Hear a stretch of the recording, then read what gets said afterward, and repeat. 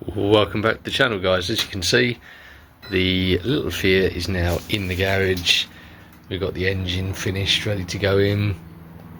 Gearbox is just waiting on some of the drive shaft gaiters, which ought to be here today, and then for me to take the gearbox mounts and a few other things, clutch release bearing and whatnot, off the old gearbox and install on here, and then we'll whack it in.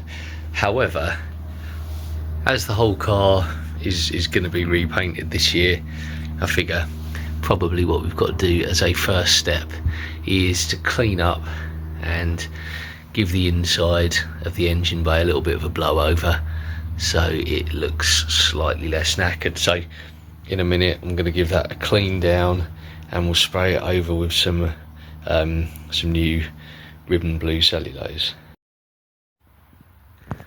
So a little dustpan and brush and a wipe over with the degreaser, and the worst of it is gone. As I say, it's never going to look perfect, but it should just look a little bit tidier. So what I'm going to have to try and do is just hold a lot of the wires out of the way, and then we'll just give this a blow over with a rattle can, and we'll see in a few minutes what it looks like, because I want it to kind of look nice against the shiny black engine. So there we go, little blow over, Cirrus blue, just a little more tidy. These are the only bits you're going to see. It's kind of around here and around the inner arches, so that looks quite decent inside there, certainly compared to what it did and against the black engine. That'll look nice. So I've chucked these on temporarily. I need to get the retaining rings to go on the inside and the outside and actually bolt those in place. But it's now Saturday night, so on Sunday I'll move the gearbox into there to work on it, swap the bits over from the spare gearbox, the mounts and whatnot, and get the thing sitting in there, the transaxle all mounted, and then we can chuck the engine onto it.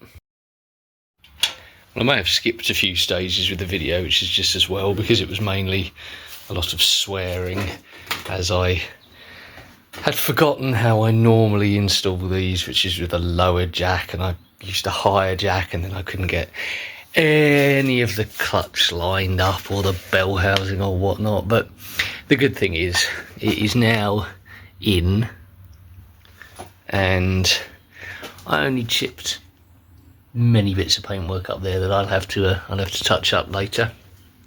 But we've got the throttle cable, just needs a bit of adjustment to fit through in there.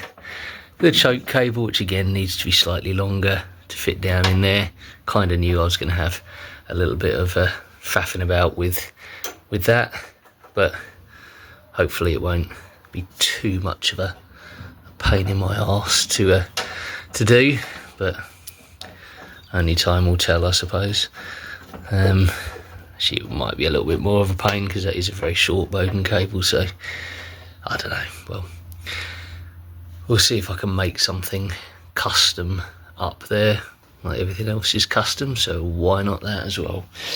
But there we go. I suppose what I should probably do is go through and tighten up all of the bolts, remove this heater duct there because I don't need it anyway because I've got no output from here, and then that will allow me to get the starter in, because the starter is currently down there, and as it's a one with a push button start, I need to run some extra wires into the cabin so that I've got a little push button start where the pull start used to be.